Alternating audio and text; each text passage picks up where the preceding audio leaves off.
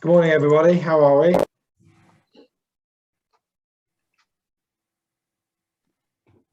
Good, thank you. Great. We'll just wait a few more minutes for some others to join, but I'm absolutely delighted to be able to host this event today. The only thing I can liken the silence to at the moment is many years ago when I started my career in analytics. I used to do lots of pre-sales demonstrations to clients of the software company I worked for at the time, and the most lonely sound in the world is when you're halfway through a demonstration and something goes wrong with it, and everyone sits in this polite silence, and all you could hear was the whirring of the PC fan and the frantic clicking on the keyboard of the poor pre-sale software person trying to make the demonstration work. So yeah, uncomfortable silences. But Nigel, you forgot to add that, once you have the demo and then you purchased it, you find the product not working. Yeah. Because the demo was a demo. When you purchase it, things are very different. Correct.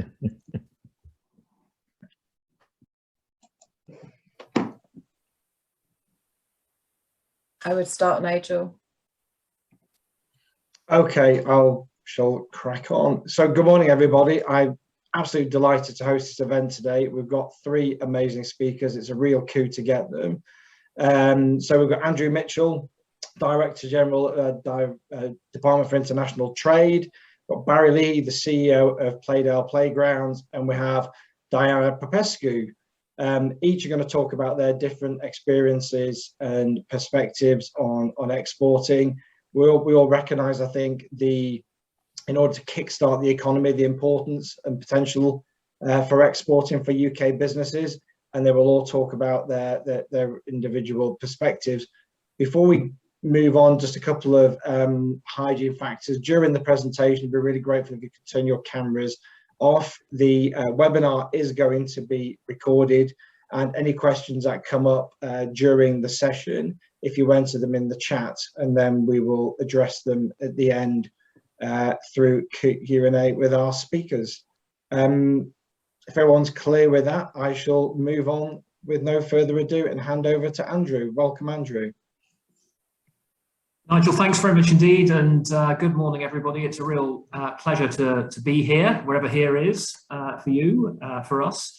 Very much looking forward to being able to do this kind of thing in person, of course, as I'm sure lots of you are, but thank you very much indeed to Nigel and the team for facilitating this session this morning. It's a great topic to be talking about, and I would say that, wouldn't I, because I'm the Director General for Exports at the Department for International Trade.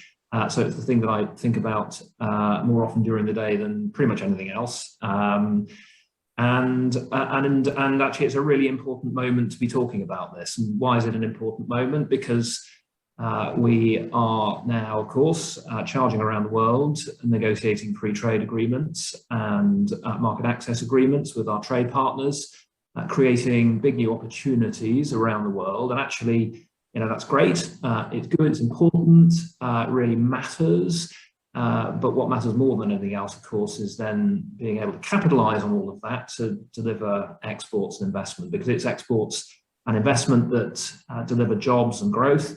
And with that in mind, the Prime Minister has asked the Trade Secretary, newly appointed as of a couple of weeks ago, to put together a new exporting strategy for the country. And that is what we're doing at the moment, and it's really good, therefore, to be able to talk to all of you about broadly where we are in terms of exports, and also to hear your questions, your thoughts, your comments.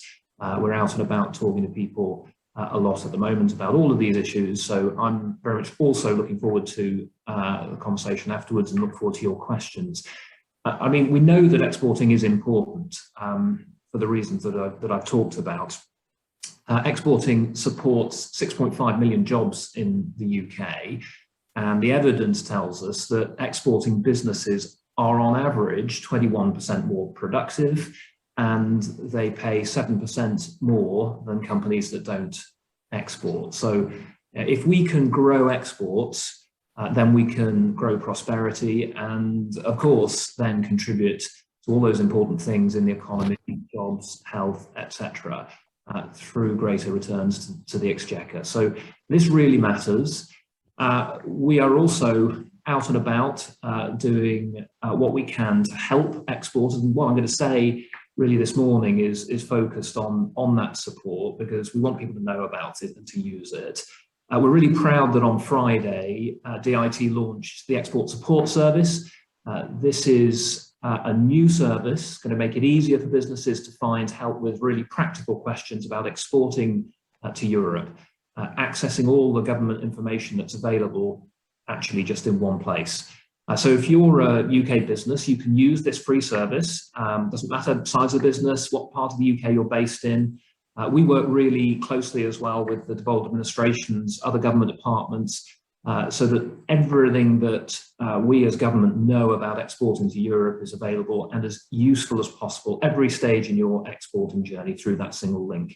So you can contact the Export Support Service by phone, that's 0300 303 8955, or by using the new digital service on gov.uk, which is ask-export-support-team. That's actually harder to say than the designers would like it to be. And you'll be able to access one of our dedicated export support team. So DIT will continue to work with businesses and business representative groups from all sectors, all parts of the UK, to make that service as useful as possible for businesses. Do tell us what you think if you use it. The Export Support Service will be initially focused on questions businesses have about trading with Europe. We may expand it to cover global markets in the future. And it comes with information, guidance, queries about exporting any products or services to Europe, and will help you navigate existing guidance on gov.uk. You can ask more than one question at once. Response times will vary, but we have standard response times built into the system. And our aim is for that to be as responsive as possible to your needs. A second new service that we are launching is called the UK Export Academy. This is designed to provide really practical training using online tools specific to industry sectors, together with tailored peer-to-peer support through DIT export champions and partner organisations. We'll provide free training, mentoring and resources to boost British businesses' global trading capability, supporting the millions of jobs that rely on exporting, as I talked about earlier on. And the Export Academy will deliver what's effectively a series of webinars and events to help build capability, because what business tells us is that many of the barriers that particularly smaller companies find to exporting are just about how to do it. So we've built a series of tailored courses on subjects from entering markets to ones about how to make use of opportunities from FTAs, from free trade agreements. And the great .gov.uk digital platforms whole of all of this. We are building this very quickly now into a one-to-many service provision. Lots of tools on there, including access to export opportunities. That's a database with what we know about all of the export opportunities by sector, by market overseas, how to sell online, also reporting trade barriers. This is really important if you're finding, as you're exporting to markets, that there are barriers that stop you getting into that market in a serious way. Then we've got a team that looks at those, and we use our overseas network then to help to remove those barriers.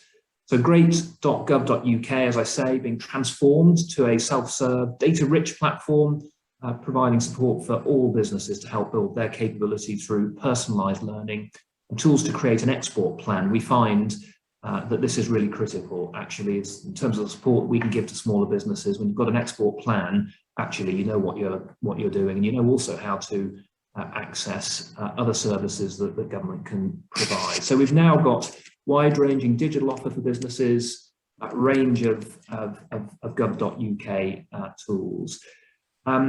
Third and final thing I really wanted to talk about this morning was the improvements that we're making to access to finance, because again, what business tells us is that if it's maybe a lack of information, we've talked about that, practical support getting barriers out of the way to exporting. We talked about that. The other issue for small businesses particularly is access to finance. So we now have what is called the Internationalisation Fund. This is aimed at SMEs in England, offers grants of up to £9,000 per company in co-investment to secure advice from third-party private sector experts. Support available in 37 out of 38 LEPs, open until 2023, and targeting 7,500 SMEs to prepare for international trade, with extra monies going to international trade support, reflecting local priorities, particularly in those levelling up parts of the UK. So to ensure also that no viable export fails through lack of finance, we work with UK Export Finance, UKEF, expanding its lending facility now to £8 billion. UKEF has introduced its Export Development Guarantee, EDG, and General Export Facility, the GEF, two new products that provide general working capital to support eligible exporters. They don't have to be tied to specific contracts. They can really free up businesses by helping you to access general working capital, whether to invest in new facilities or products. Similarly, in response to COVID, the scope of UKEF's export insurance policy was expanded, allowing more exporters to protect themselves against the risks of non-payment. Applications for support nearly trebled as a result. More than 160 UK SMEs received help from UKEF for the first time. And finally, this year, UKEF also launched its Standard Buyer Loan Guarantee, SBLG, covering loans to overseas buyers. Effectively, this means that benefit for exporters, they're paid as soon as their goods are shipped, while buyers have time to pay over longer periods, even a few years actually, and can borrow at either fixed or floating rates. And we know that that really helps. So I'm going to stop there. I hope that was helpful. Really happy to answer any questions and look forward to hearing my fellow speakers this morning. Thanks. Thanks, Andrew. Really grateful. That's really insightful and helpful. Thank you. I'll now hand over to Barry, who will talk through his experience of exporting and maybe talk about his recent award from DIT. Thanks, Barry. Hi, good morning, everybody. My name's Barry Leahey, and as it says on the slide that hopefully you can all see, I'm the CEO at Playdale Playgrounds. Now, the main aim for me this morning is to get across to you that anyone can export, because 12 years ago, back in 2009, I listened to somebody like an Andrew from UKTI, as it was called then, and it all sounded very, very interesting, but quite daunting. And we set off on a journey, and that journey, as Nigel's just mentioned, has not only been award-winning, but has transformed our business. There's some statistics that Andrew mentioned, but I think some of the greatest exporting companies are far more agile, and they deliver greater customer service. Playdale's current Net Promoter Score is 81, which is anything over 70 is world class. Before we were world class, before we started this journey, we weren't even in the ballpark. It transforms your business. So, however, we're a small SME. We manufacture outdoor children's playground equipment, and we're based in Cumbria. And I just want to get across, if we can do it, you can do it, which you'll see by some of the slides that I'm going to show you. Right, can you see a slide transition? Someone give me a heads up. Yeah, yeah, fantastic. Okay, fantastic. So we'll jump back up and I'll catch that time up, guys, don't worry. So yeah, this is a playground in Singapore, all manufactured in Cumbria. Every housing development that's an exclusive brand in Singapore now has a Playdale playground at the bottom of it. But why Playdale? Why am I sat here today? Well, we've been a UKTI as it was, a DIT as it now is, Department of International Trade export champion since 2013, and we've, as part of that role, it means that we'll give our time to help other businesses, because you know why? DIT helped us, and we like to give back. And we've probably spoken to thousands of businesses on presentations, and one-to-one are probably in the hundreds now. And I'll happily help anyone out there. So anyone listening to this and they need further information, please do ask the questions or feel free to contact us later. And Nigel touched on that we were very lucky to be awarded a Border Trade award a few years ago, and at the time I think there was only about a dozen had been given out, maybe a few more since, so very, very proud to have that. So Playdale, we're a family business and we're very proud of that. We're actually a 9th generation family business. I'm the first person outside the family to run that business, which is has been interesting over a number of years, but we're a really close team, and we base everything we do on our values, and those are very quickly, you know, trading worldwide, and everything is all around quality and excellence. And we make sure we're inclusive, not only in the playgrounds that we design, but who we employ and how we work together. And I've got the best job in the world, I often say, because I make smiles all around the world. Over 50 million smiles a day play on our 23,000 playgrounds around the globe. So, as I've told you, 9th generation family business, not always making playground equipment, always working in timber and steel. Started the playground company in 1978, and now there's the 8th generation and the 9th generation sat there, and the 9th generation looks very much like the 8th generation now. But we've been making the play areas 42 years, but very quickly we were recognised for quality in the UK, and this is Jack Crowsdale handing over to Princess Anne at Hyde Park. So to do the Royal Parks in the mid-80s was fantastic. We actually won a global tender in 2008, and it's the precursor to why we chose to start to export. We won it was a global tender in the UK. It was a CSR activity by PepsiCo, Walker's Crisps at the time, and we said, well, if we can beat the best in the world here, why don't we go out and beat them elsewhere? We still have the largest play area in Europe. That's in a park in Northern Ireland. However, when we started to export, we went as far as South Korea.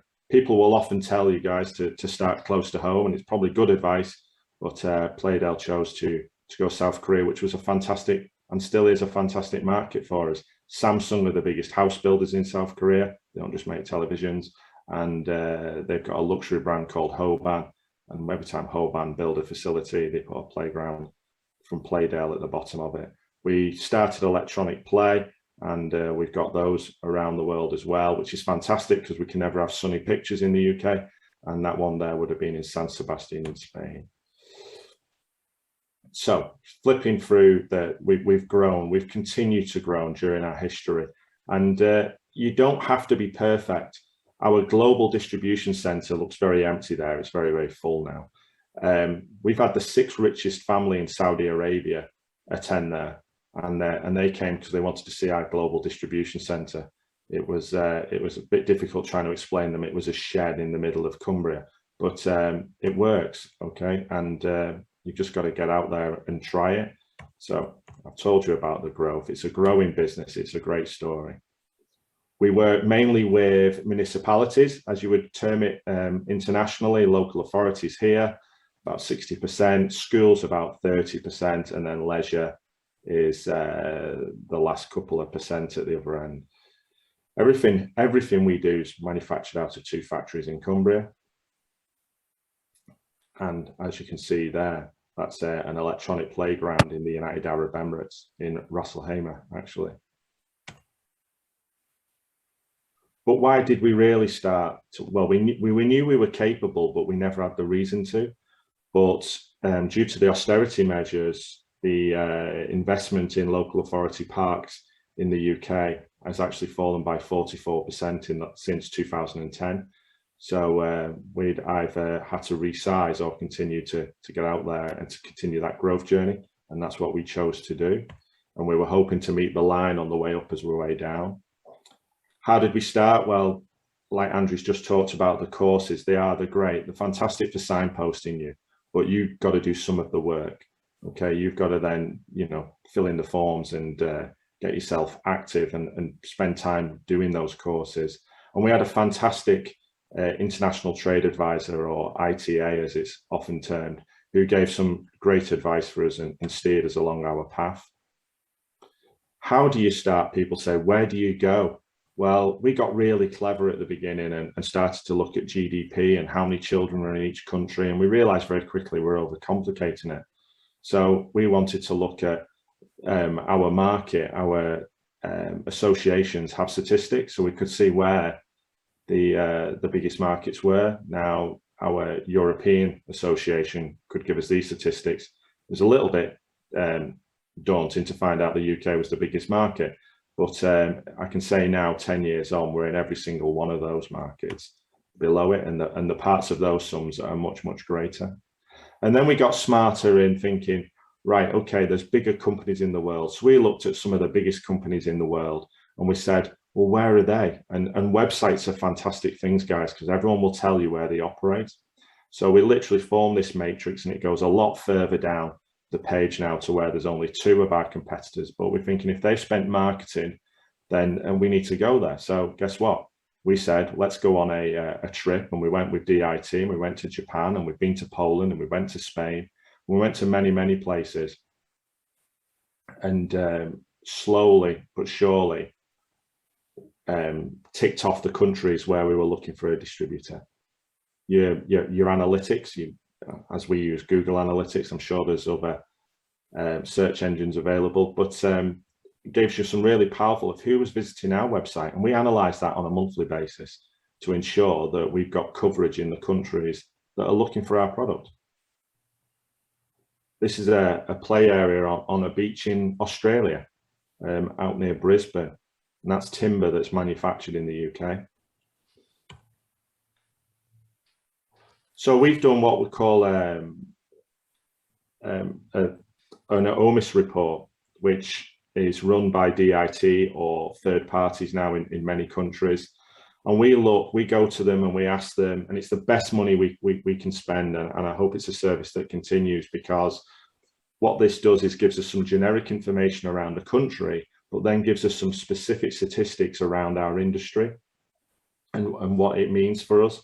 So we benefit from that hugely. And I then go over, spend a week in market, and meet potential distributors, even competitors. We'll meet municipalities, a landscape architect, as it says there, principals of the local schools.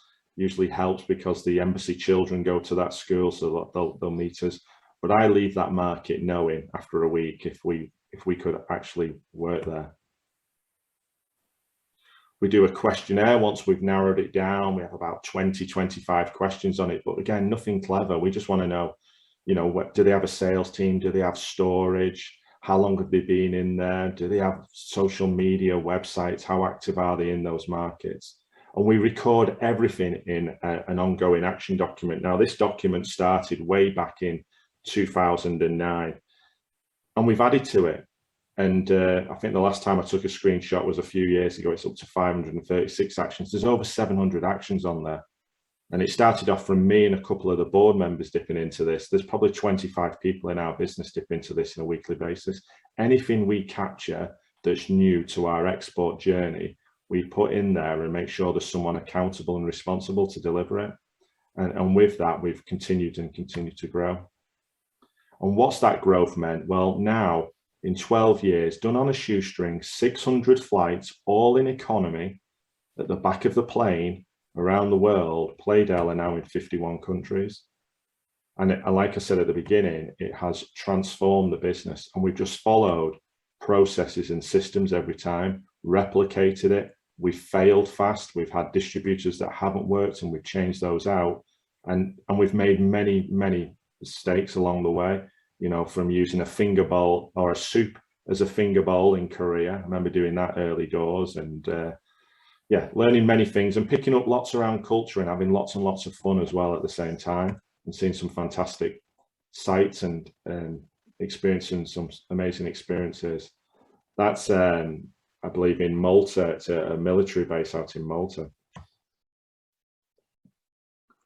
One of my final tips, and it is one of the final tips, is we gained AEO status probably 2 years ago now, when Brexit was really the word that everybody was talking about daily too often.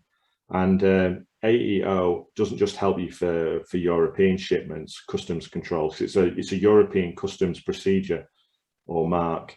It actually helps you in markets like China as well, or will help you in China as well. And I can look you all in the eye and say, since January the 1st, all of our deliveries have got to our customers on time in Europe. And I believe it's down to us having AEO status, which people don't mention as much anymore, but you know, please do look it up. It's on the Gov website, and it's helped us. So what's the return of doing all that hard work and all those economy flights? Is, you know, we've done over 1.7 million pounds with Australia since we started working with those. And like you see, some of the play areas there. Singapore, I think that's before I flipped by, was over 1.4, probably close to 1.5 million. Average order value for a play area is around about £10,000. So to give you an idea of how successful that's been.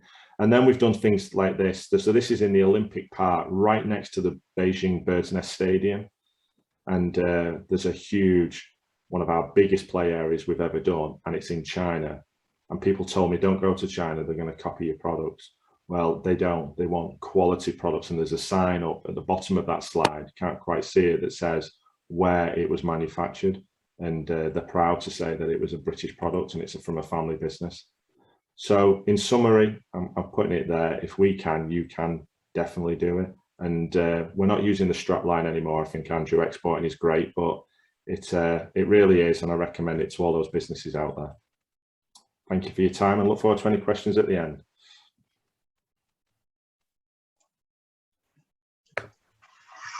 Barry, that was brilliant. That's really, really insightful. And congratulations to you and the team as well for the growth you've had. I'd now like to hand over to Diana, and Diana will going to talk us through how they overcame some of their challenges over the Brexit period. Diana, over to you. Thank you. Thank you, Nigel. Good morning, everyone. It's a pleasure to be here with you this morning and talk to you through our challenges and how we successfully overcame them. I'll tell you a bit about us. Diana, I'm the Business Manager of Piltec Limited. We are tier 2 automotive suppliers since 1995. We're a small SME family business with a global reach and a unique selling point. What we do, we are manufacturing control cable liners, and we play strongly in the field of plastic extrusion products for the automotive industry. Our biggest market is Europe, and unfortunately, or the way the situation is, since Brexit, most of our UK customers actually moved to Europe. So we had to think about how we're going to have a smooth transition. And I'm going to talk to you about the key Brexit challenges that we faced, we had a look at, and we overcame, and how we've done that. The biggest one, I would say, is the uncertainty. So when everybody started hearing Brexit, the uncertainty really settled in, and people, businesses and business leaders can take the reaction by the wait and see mode or go into a panic reaction, which neither of them can give you a positive outcome. What we have done following many years of sailing and navigating through other financial crises or customer crises, we planned and strategized ahead in order to mitigate the disruption. When it comes to uncertainty, we have not looked only at suppliers or customers. We also had a look at how the uncertainty can affect our employees, because that can have a very negative effect, particularly, as I said, we're a small family business. So starting from that point, we started to build and communicate strongly with our employees, our suppliers, and our customers. And this was key to actually overcome the other challenges, to overcome the trade barriers. As everybody else knows, we had new custom procedures, rules of origins, financial implication, transportation and logistics, and all difficult issues at hand. Prior to Brexit, for all our customers, Europe and outside Europe, we had agreements for Incoterms, Ex Works, and Delivery Place. Obviously, we didn't know if our suppliers or customers would want to go ahead with this because we look at the financial implications. But due to the fact that we are a key supplier and we have a very close collaboration with the customers and with the suppliers, we negotiated to carry on with the same Incoterms terms. So that has been a fantastic achievement for us. Nevertheless, still we had to prepare to make sure that everything was going on accordingly. So we started to have weekly, monthly, or whenever it was needed, communications and be part of the customer team, export team, and the supplier team. Being a small company, we have small resources.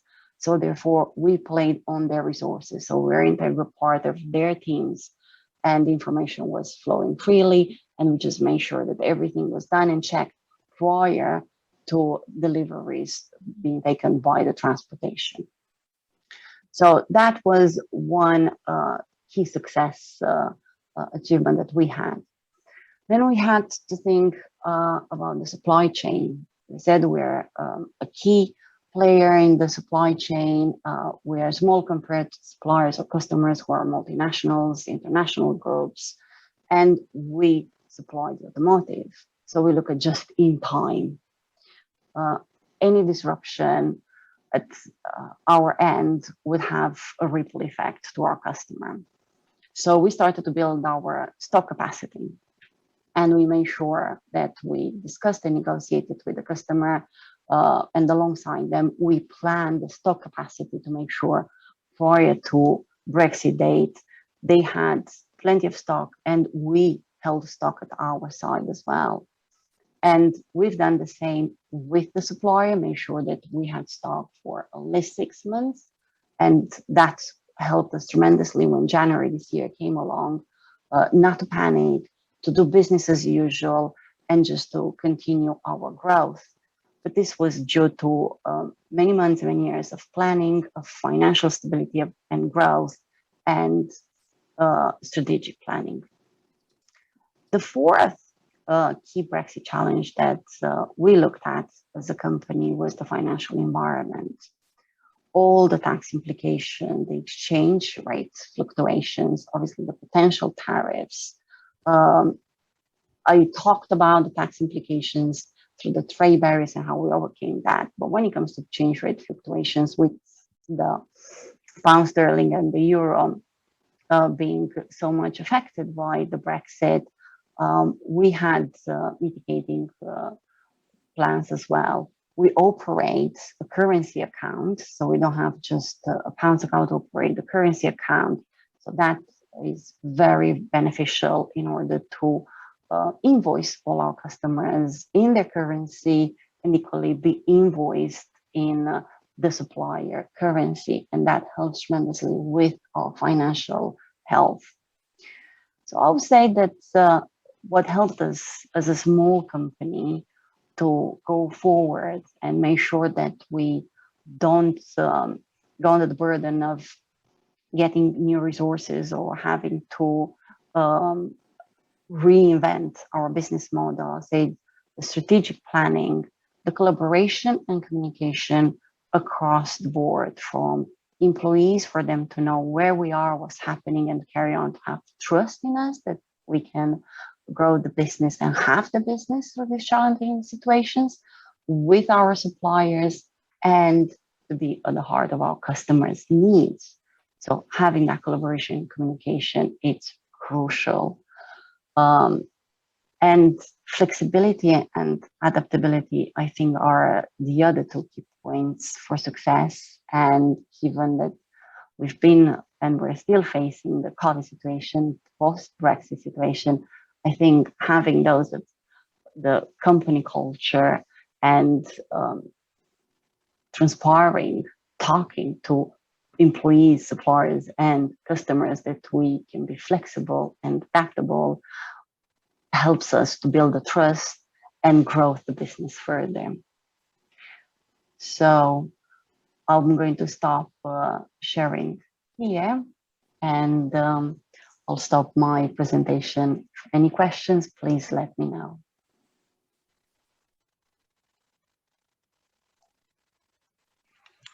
That's brilliant, Diana. Thank you very much for that. So we've had some questions come into the chat. So what I'm going to ask our attendees to do is to come off mute, obviously, turn on their video and ask their questions. So Larry, I'm going to start at the top with your question. Would you like to turn your video on and ask a question?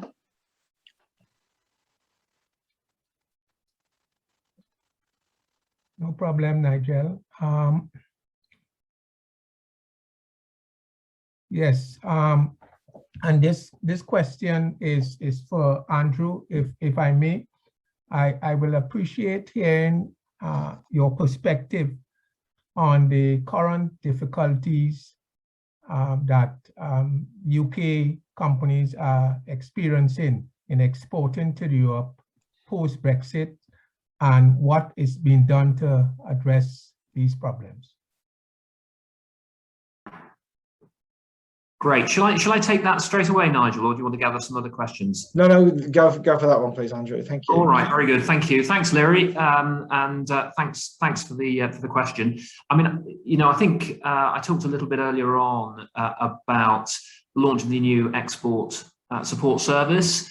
So we haven't made a really big fuss about this on the basis that actually we find that working through business representative organisations, trade associations, through meetings such as this, best way to get the message out.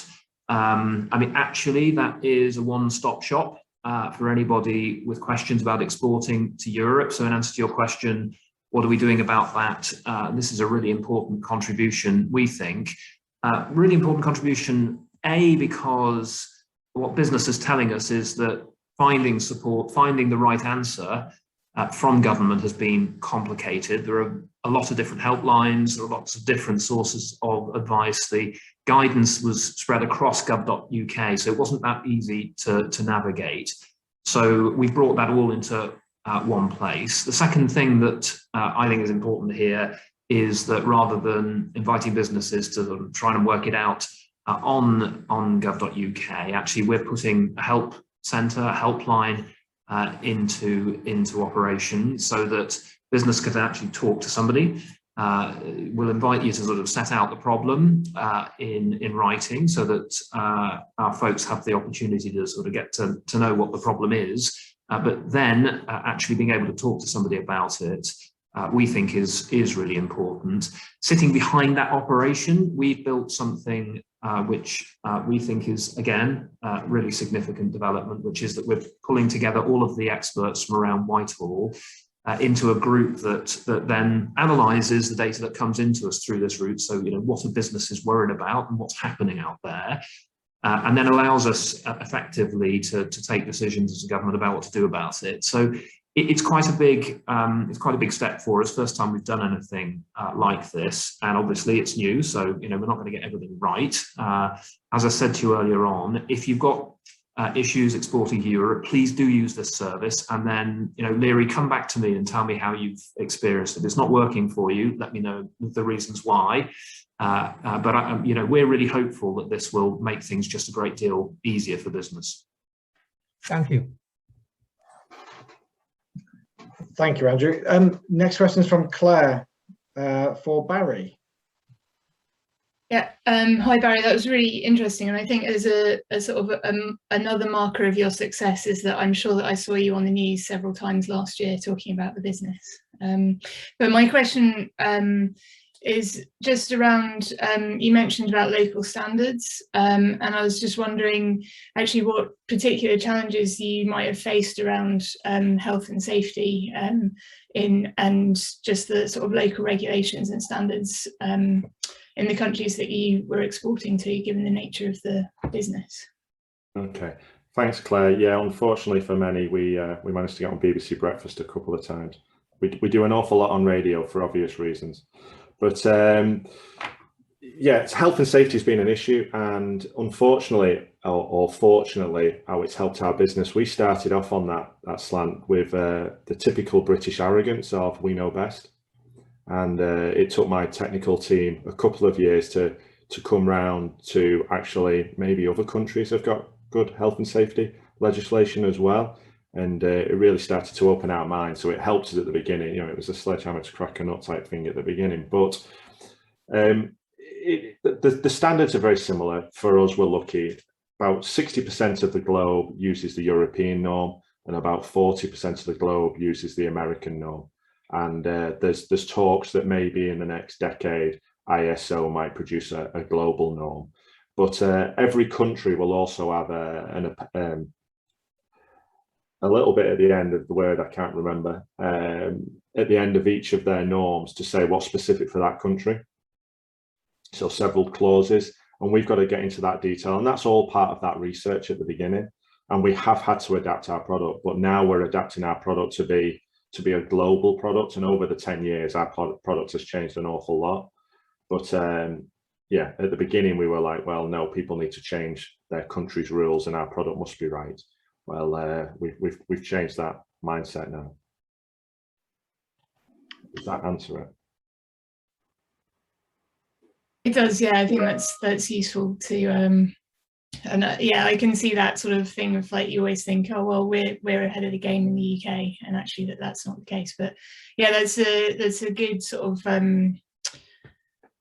yeah, indicator of kind of where to look and how to approach it. So thank you. Okay. Thank you, Barry. Thanks, Claire. Larry, you have a question for Barry as well. I do, Nigel. Thank you very much.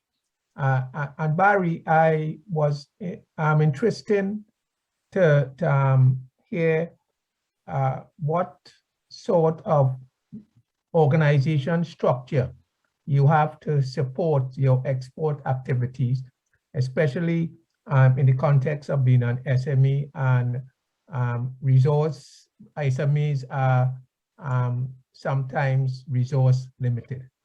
Okay. Well, the short answer to that, Larry, is not a lot. But the more structured answer is we started off with myself heading up the export drive. And, you know, when I talk about 600 flights, it really has been 600 flights. And, you know, however, now we have a global account manager, a lady that we've developed through our business. And by the age of 30, she'd been in 60 countries, which was phenomenal, you know, that we could actually do that for an individual. And she runs the day-to-day of the distributors. And the way I show you around the business model, in the UK, we have 100 staff looking after the UK. In 51 countries, we've got one individual. It kind of stacks up the distributor model for the overhead side of things. Now, I also talked about that action sheet. We've got probably 25 people that touch our international business, but it's part of their day job and it's being worked into that day job. We do not have departments, you know, for our international. They're all customers, and we've just adapted to become a globally focused business that, you know, has to be on 24/7 really, or 24/6 in most cases. Okay, thank you. Thanks, Larry. Thanks, Barry. John, I believe you've also got a question for Barry. I do, yeah. Thanks, Nigel, and thanks, Barry, Diana, and Andrew for presenting to us today. It was just a very quick one, Barry. I mean, was there anything additional, given the really close relationship that you enjoy with government and the support you've had from government for exporting? When you're talking to would-be exporters and those new exporters who call you up and say, hey, you know, Barry, what do we need to focus on initially? I mean, is there anything sort of additional from government that you would suggest to those would-be exporters that they would benefit from? And I was sort of saying in the chat, thinking about sort of target markets, you talked about those trips that you went on, those sort of trade delegation trips. I'm assuming that those are very valuable. They are exceptionally valuable, and I think, you know, and it's not a criticism of Andrew, because they've got to message the broad message. When I do get that opportunity one-to-one, I will talk to them about, look, what trade trips are available. It's great to go on there just to have someone sat next to you. You know, I've been to the Philippines with a pig farmer that sold pig toys, you know, but to have him there all week with me to bounce ideas off in the evening, how's your meeting's gone this evening, etc., you know, helps massively. But I think, and Andrew did touch on it, you know, the general export facility is a game changer.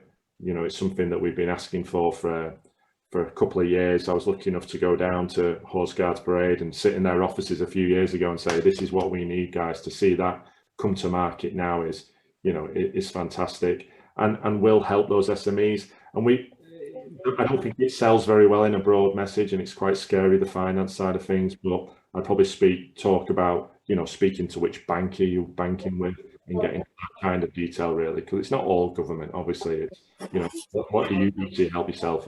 You know, which bank you're using is quite pivotal as well. Thanks, Barry, very much. And Nigel, if I may, it was a very brief one for Andrew, just around the levelling up agenda and how that plays into the UK's export strategy.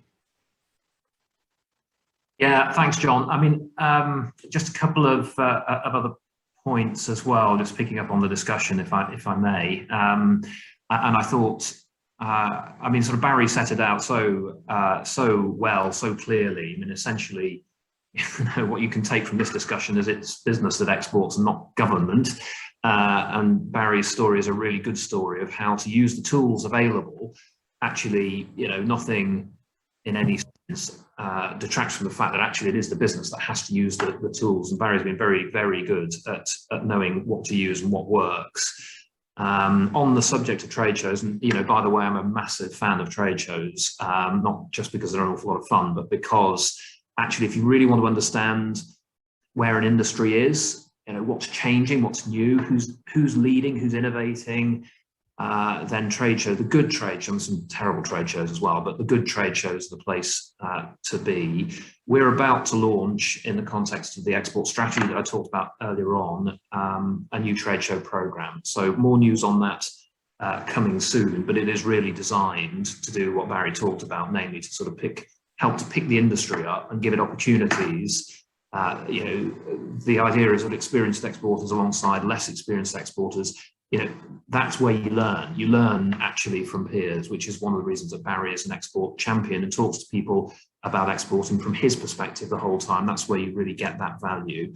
And to Barry's question, yes, OMIS reports, so those reports that you do on markets overseas through our teams around the world, those will definitely continue. On levelling up, John, I mean, this is really important. It's a really, really important relationship here. And our export strategy will be very deliberately linked to the levelling up work that's being done now, led by Michael Gove. And, you know, the reason for this is that if you look at the data around exporting performance around the country, actually, still the vast majority of the exporting success is in London and the Southeast, and that needs to change. That said, exporting is supporting very significant numbers of jobs around the UK. We just need actually to be better at using these networks around the UK to support exporters. So we have established over the last couple of months new DIT hubs in Scotland, Northern Ireland and Wales, and up in Darlington. This is a big new initiative for us. It's about actually going out and making all of those services that I've talked about, all of that offer very visible and obvious and available to businesses around the UK. It is all there, but unless we actually go out and promote it, and also really understand in Scotland what exporters need from the department, in Darlington what exporters need from the department, then we're not being real about it. So this is going to have a really transformational effect, I think, over the next 3 or 4 years, because it will also change the way that this department thinks about trade. It will be a genuinely nationwide department. And that may sound really quite basic, and why the hell haven't you done this before? But the truth is that this is, it's a big gap for us that we're now filling. Thanks, Mike. Understood. Thanks, Andrew. Thanks, Andrew. I'm going to hand over to Indranil now. You have got a couple of questions, if that's okay. Yeah, I do. Thank you, Nigel, and thank you, Diana. Thank you, Andrew, and thank you, Barry, for all the insightful information.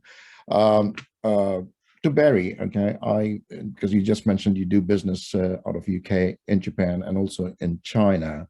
A lot of questions that arise when I speak to my colleagues and friends in Japan and in the UK is, is how do we defend on intellectual property, or to Andrew in a broader sense in terms of high-tech innovation. So what is your stand on that?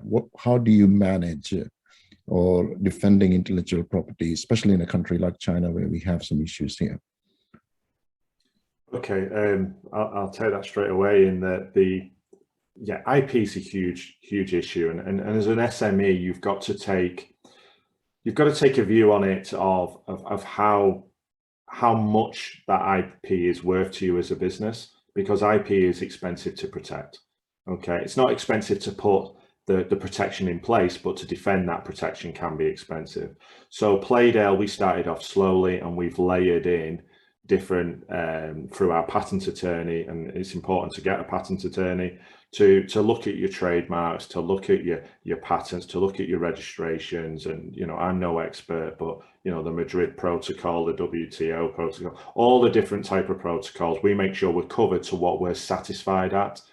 Have we had instances where people have taken our IP? Yes, we have. I've had a company from China via Spain offer to sell me my own equipment 5 years ago, and they're going to happen. But you know what? They haven't got 40 years of selling it, and they haven't got the engineering drawings. They've just taken the images from the website, waiting for their first order. I don't think that should hold you back. I think the benefits far outweigh the risk. Okay. If you approach it, intelligently at the front end.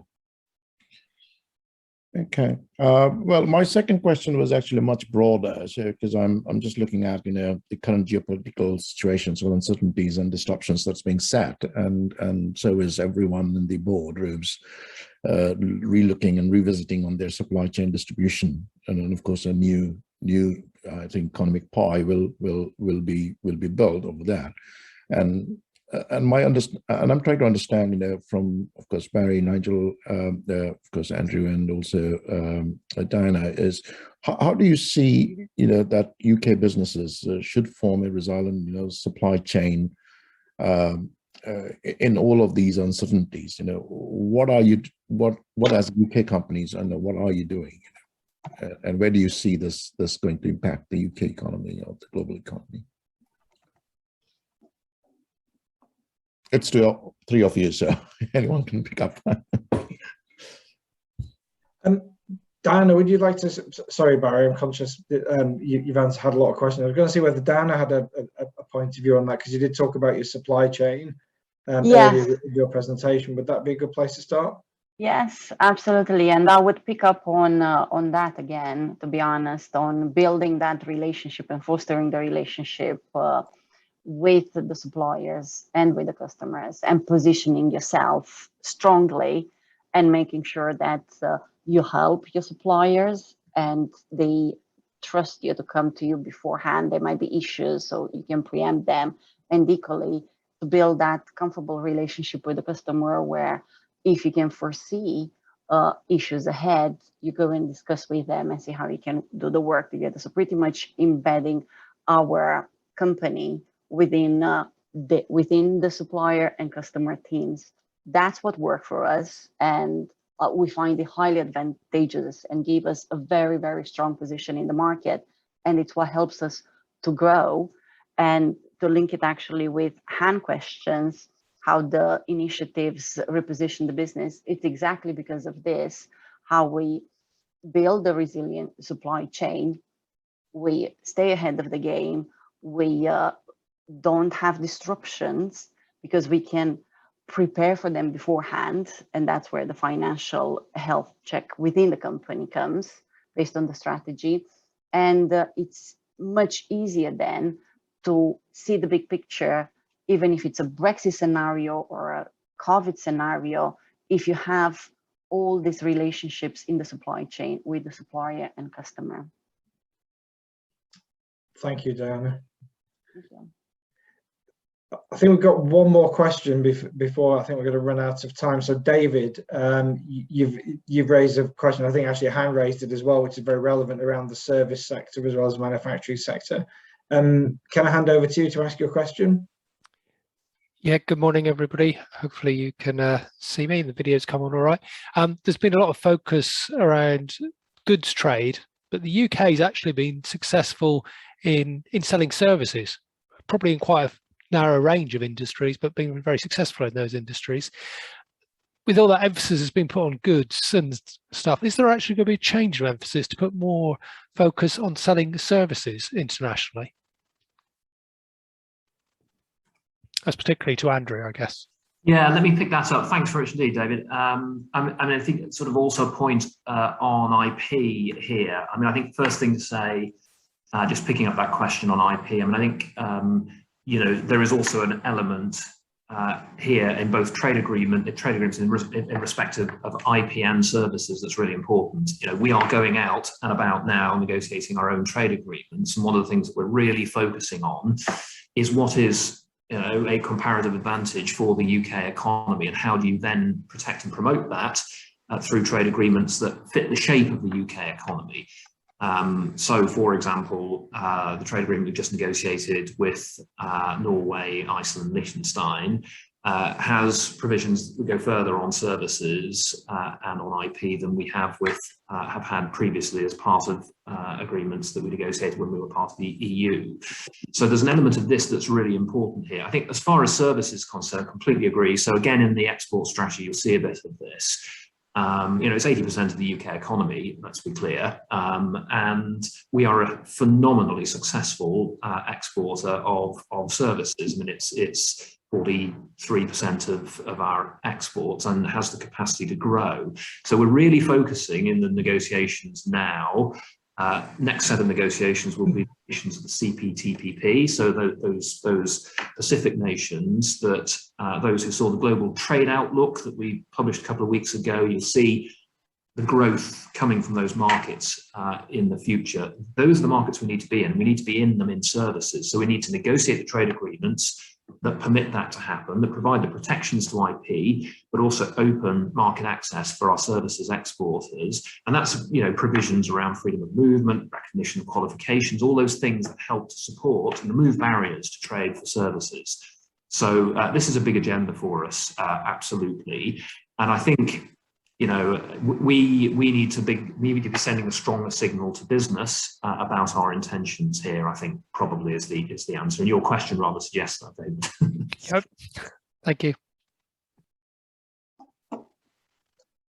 Thank you. I think we are out of time. So I'd like to thank our speakers, Andrew, Barry, Diana, for your contribution. It's phenomenal. I have said to a number of people, getting you guys to come to this event has been a real coup. So thank you. Really grateful for that. Thank you for those who've joined us and your questions, which I think have driven some really insightful conversation and debate amongst the attendees. So that's wonderful.